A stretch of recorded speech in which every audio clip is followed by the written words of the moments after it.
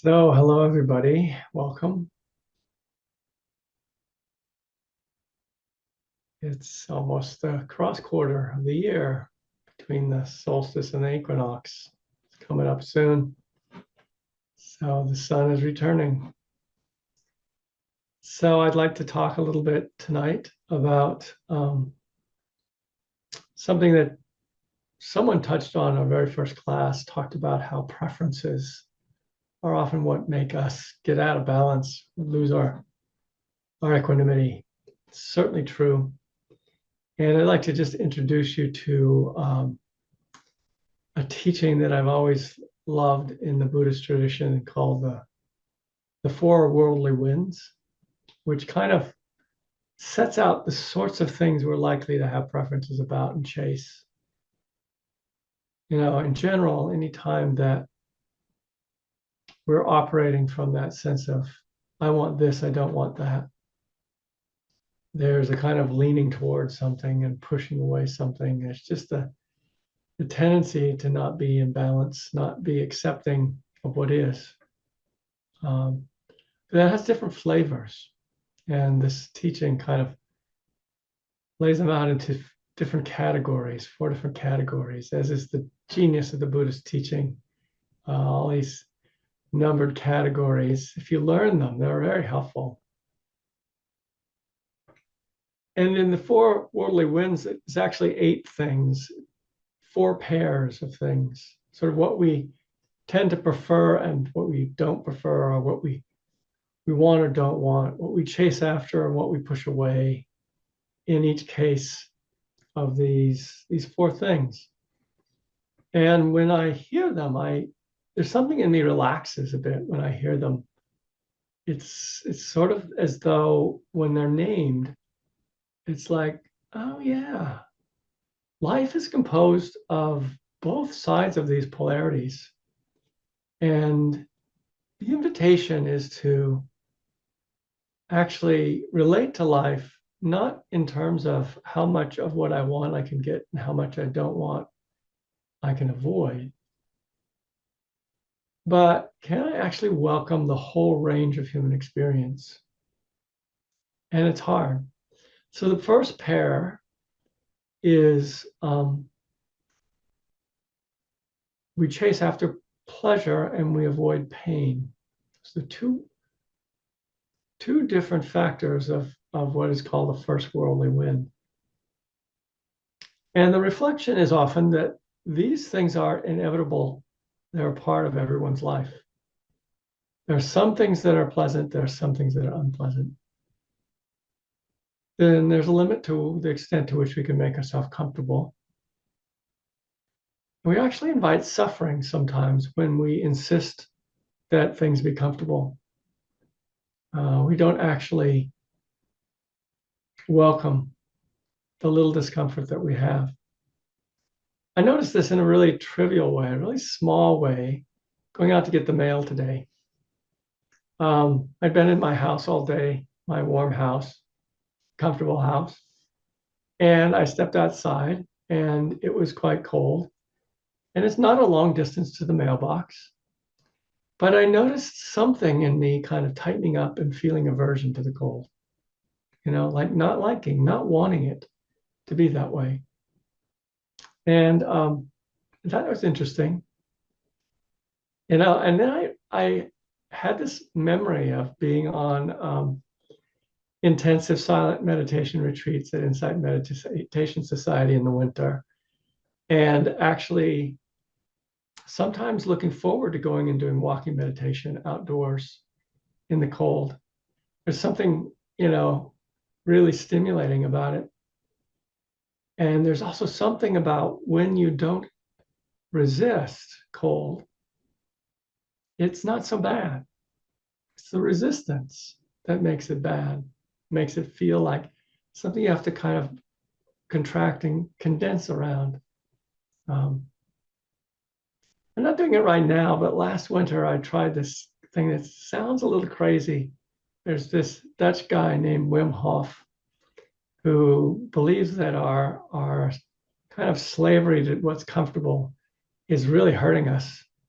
And actually, encourages getting the body used to cold. So he encourages you to like take a cold shower or a cold bath. And I'm just a crazy enough guy to try it, you know? And I did. And it's actually not as bad as it sounds. It's the first 30 seconds that seems unpleasant. And then after that, you go up to about 2 minutes. It's fine. And when you step out, it's like your body goes through shock and it recovers. And there's this sort of well-being that flows from that. And so I was in the sauna at the athletic club. Was it yesterday? Yeah, it was yesterday. And these two young guys were talking about this ice bath that they had rigged up. So I started talking with them, and it's like, is this a thing among young people? And it's like, yeah, oh yeah, people do this. So it's becoming a thing. I'm not necessarily recommending it here. I'm just going off a little bit on this because there's something that happens when you can relax with what's unpleasant. There's a freedom there. There's a freedom there. And if you're growing older like I am, I think you all are growing older in your own way. Maybe you're still fairly young, but you'll find that the body doesn't get more pleasant. In general, it gets less pleasant to be a body the older you get. And I really see the tendency to get grumpy about that. And it's understandable. You know, it's understandable to be grumpy when you're sore or something's not working right. But it's always possible to pause and relax and just open to the fact that this is life. This is a part of life. There's comfort and there's discomfort.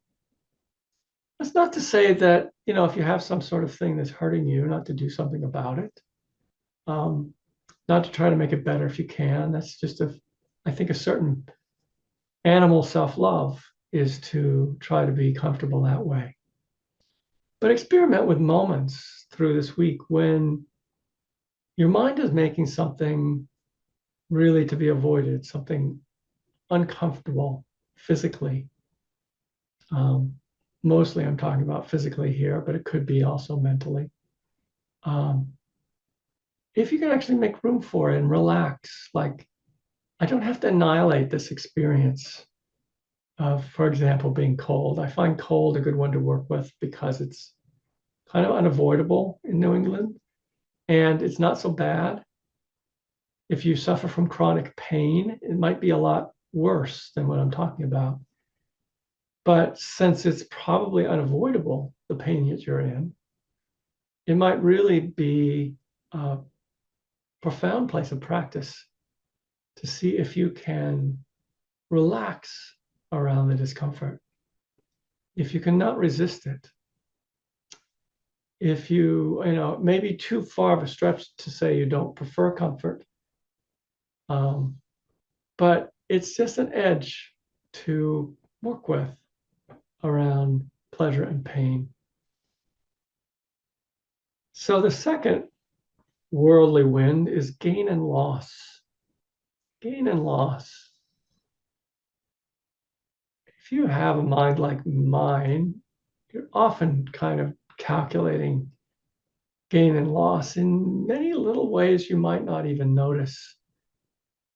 You know, meditating, sometimes people are running this game of gain and loss. So the thing to be gained maybe is relaxation. And the loss is if you can't do it, you know. And so you are encouraged to relax, you're encouraged to let go of tension. But there's a little kind of thing in the mind that measures yourself, you know, wants it. And in that, there's the germ of suffering, where you have a condition that you've placed on yourself and you're measuring yourself by that, whether you can gain the thing you want from meditation.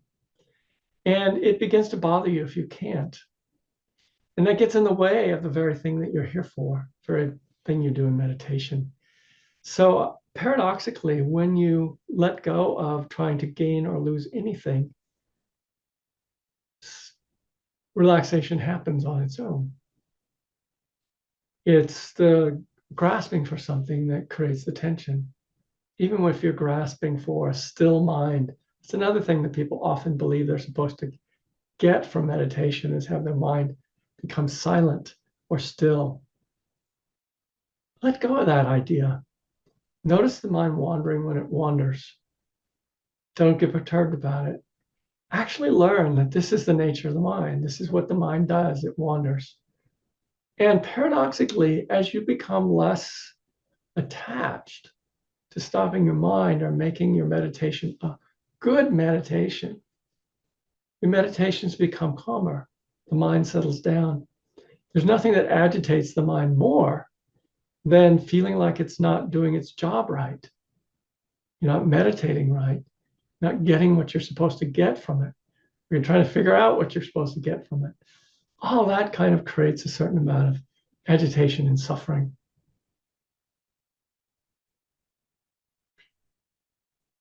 And goodness, there's so many more kind of arenas of gain and loss. I can hardly even mention them all. One that we often struggle with is, am I with somebody or am I not with somebody? I see tremendous suffering often when people are single versus, coupled. It's interesting because sometimes people who are coupled are far more miserable than they are if they're single. You can, in my business, you kind of see all different sides of it. But again, the invitation is to relax around this. Can one just be open to, say, the experience of being single? Or in some cases, open to the experience of being a couple and having other people's preferences impinge upon you in various ways, their preferences and tendencies. It's always what the case when you live closely with someone is they have these preferences and tendencies, and it's really easy to get annoyed with them. It's really easy to find fault with them. So either way, single or coupled, whatever the condition one is in, there are the seeds of suffering and there are the seeds of not suffering. So you can just open to the perception of gain and loss. Sometimes one is with another person and the gain would be like just to get away, just to have your own way, have something happen the way you want it to can be the gain, and the loss is that it's not going to happen the way that you want it to. You have to make a compromise. Maybe single people don't have to deal with that as much, though I'm certain they do. If you're not in with someone at the moment, but you can just open to the experience. There's a different experience of not being coupled. And if the mind doesn't make it bad, then what is it like? If you can remove those labels of good and bad and simply ask, well, what is this like? Let me just notice, let me become interested in what is my experience actually? And how much of my experience is the labels I'm putting on it and the preference versus the actual direct experience? Sometimes we lose people through death or other ways. In this way, I don't necessarily recommend that people try not to experience loss. In some cases, it's important to experience loss, experience grief, not resist that feeling. Grief is a great teacher, I find, because it's a teacher that one doesn't have control of something, another person's life, another person's behavior. And sometimes crying is a way of letting go. So, I am always wary of equanimity being made into like this image of impassivity. It's, sometimes grief actually restores people to balance. I've seen whole lives go off the rails because people refuse to grieve, refuse to feel their pain of losing something. And when they actually let the pain come, then the pain could go. If you actually let it come, it could go. But if you resisted it, if you didn't want to feel it, then it follows you for years, the grief of something. So gain and loss, there's so much to be said about each of these. I'm just really skimming the surface, but I find this schema helpful. The next one is usually called fame and obscurity. And sometimes people don't relate to it because not many of us are aiming for fame. Um, fame is such a rare thing. A few people get it. Most of us have not much chance. So that word doesn't necessarily touch us, but when we translate it instead to this deep desire to be seen and recognized by people, from something as simple as doing an act of kindness or generosity and wanting it to be recognized, wanting it to be seen and acknowledged, and the kind of suffering that sometimes happens when it's not seen or acknowledged. Or to have ourselves be, included sometimes is a huge thing for human beings. It's a deep instinct to want to be included in a group. But sometimes for no fault of your own, you find yourself not belonging in a group, not invited, not included. And so there's a moment there of not being seen, which I think falls in the obscurity camp. And it's a human moment, and it's a part of life. It's part of living this life. Those moments of feeling like you don't belong in something, or you're completely unseen by a group that you want to be seen by. So that's not necessarily fame, but it's that deep human need to, have one's face be there in the group and be recognized.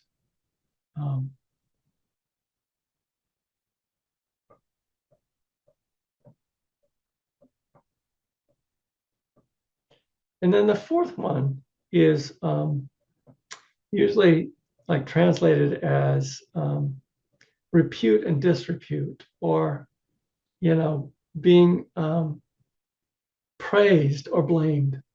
That actually might be the more common description of where people will praise you or blame you for things. I sometimes find it really helpful to reflect on the fact that life is full of praise and blame. A really big part of me would like to be praised all the time, doesn't like to be blamed for things. This last week, I won't give you the context, but somebody referred to something I said as very privileged. It's a word that people are using a lot these days. And I just noticed the little of it. It felt like a little bit of a zinger, a bit of criticism. And that was important to notice. It's like something in me didn't like not being seen in the best light. And I'm very attached to that, just to see the attachment there of a very small thing, to have that word be said about something that I had actually written.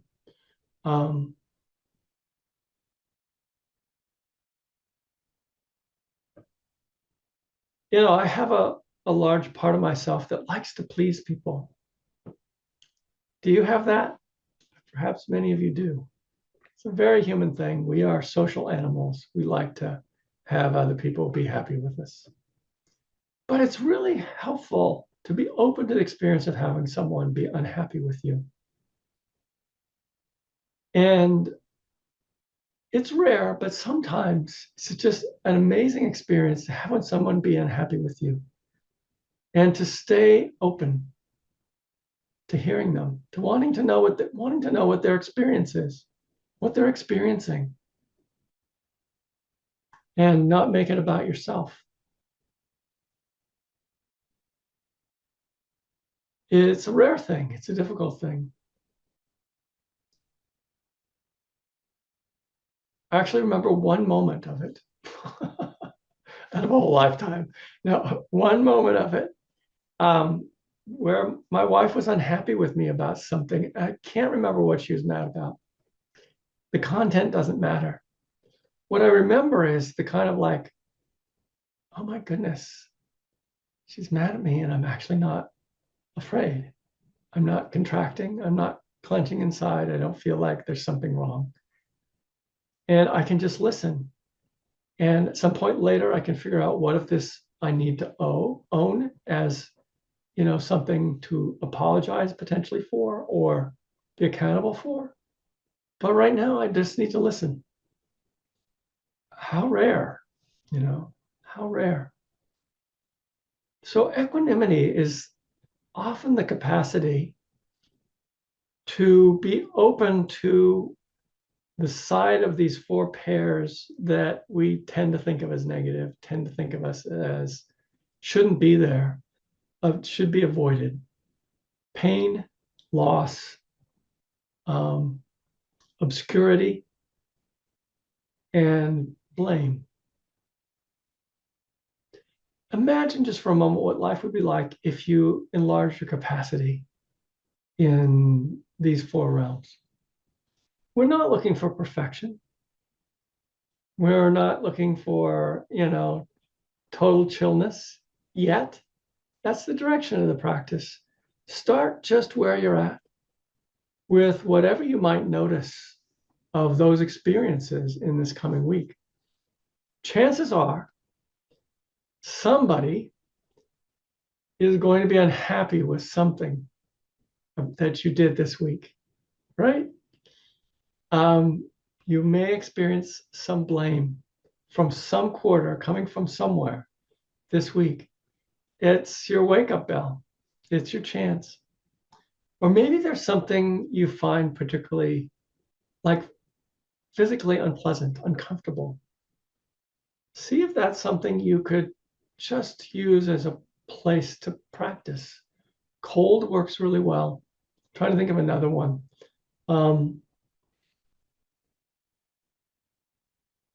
Another one that brings physical discomfort. Well, meditating sometimes does, quite honestly. It's hard to sit in a posture and be still for half an hour without something nagging at you. It's hard to have the body do that, ask it to do that. And usually there's something that's just a little unhappy in the body. See if you can open to it. I don't have any trouble finding those these days in my body, things that are a little unhappy. They seem to be cropping up. So aches and pains are maybe a place to be open to aging or sickness if you should feel ill this week. There's a lot of unpleasantness to that. See if you can actually have it be a contemplative moment to be sick or to be aching. I don't know what kinds of losses you're dealing with, but there are losses day to day, like, oh, I wanted to go running and I can't. That's maybe a little one. But maybe you're facing the loss of somebody very dear to you or have recently had that. That's a big one. See if it's possible to open to that as a human experience. Like, wow, I want to know this experience. I've shared with you in the past this little line that it's a mindfulness line. It's a little thing to drop into your experience, which I find to be really helpful. I really want to be here for this. It's a great thing to drop into an experience where you don't want to be there, you know.